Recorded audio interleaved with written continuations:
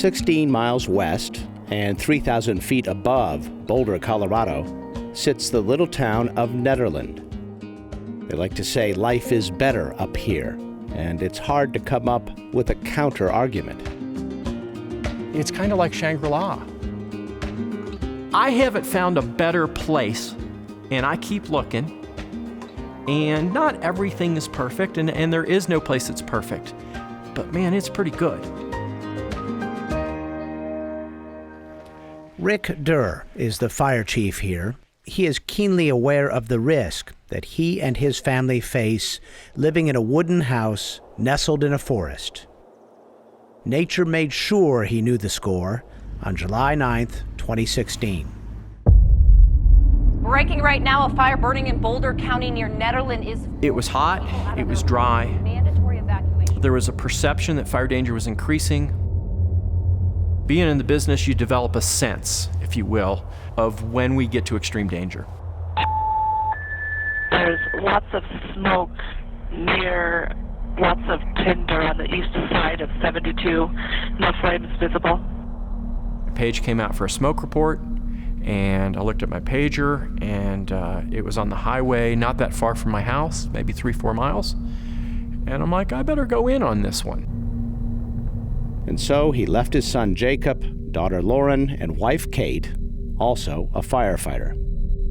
I went out and started working outside, pulling all of the furniture off the decks and stretching the hoses, attaching the hoses to the spigots.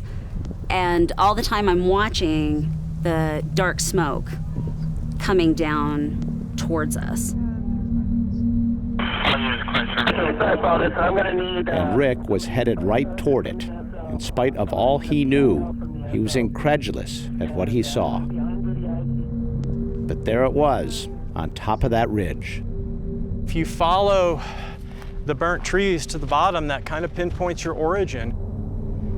It was building as this small plume, and then a single tree torching, and then multiple trees torching. The wind must have shifted. And just the thought that somebody might not have evacuated is awful. In this case, those people included his family. This is what they were seeing. So the fire was over there, and we were sitting outside. And every time there was a huge black plume of smoke, we realized there's another tree gone. It was almost surreal because we're always trained to do this stuff, that in case there's a fire, you take these measures. But it's different. You're looking across the meadow. You're seeing trees go up in flames.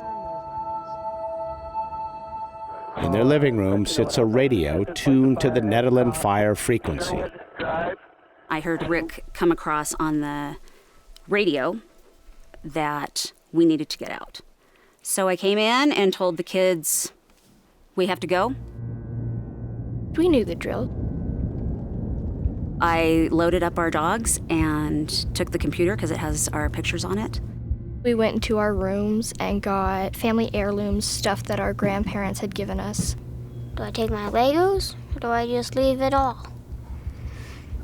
The main concerns for me was not necessarily losing the house or the property, but losing my family. I thought that we would lose it. Back on the fire line, Rick could only hope for the best. Torn between professional duty and personal worry. Did I think they were going to die? No, not exactly. I had a pretty good sense that our meadow provided us some protection, but they certainly could have died. The Cold Springs fire began with an improperly extinguished campfire. It burned for 7 days. 8 homes were lost. Rick figures they saved about 350, including his. As fire chief, Rick has urged his neighbors for years to mitigate their risk by cutting the lower limbs off trees, removing flammable debris, keeping grass and plants away from the house. It can be a life and structure-saving practice for people who choose to live in places like Nederland. The message I try and give the community is, you do the work before the fire or after the fire, but after the fire, you don't get to decide how much work you do. But mitigation provides no guarantee, of course. Rick's neighbor, also a firefighter, had done all the hard work too, but lost everything.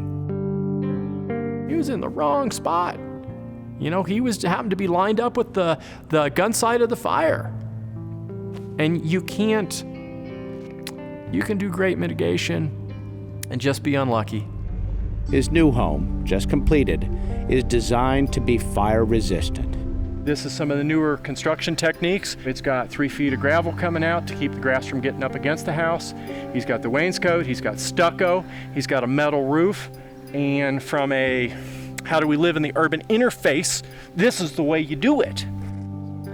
The Dirrs can't afford to add features like that, so they will keep living in the woods, in a wooden house, despite the risks.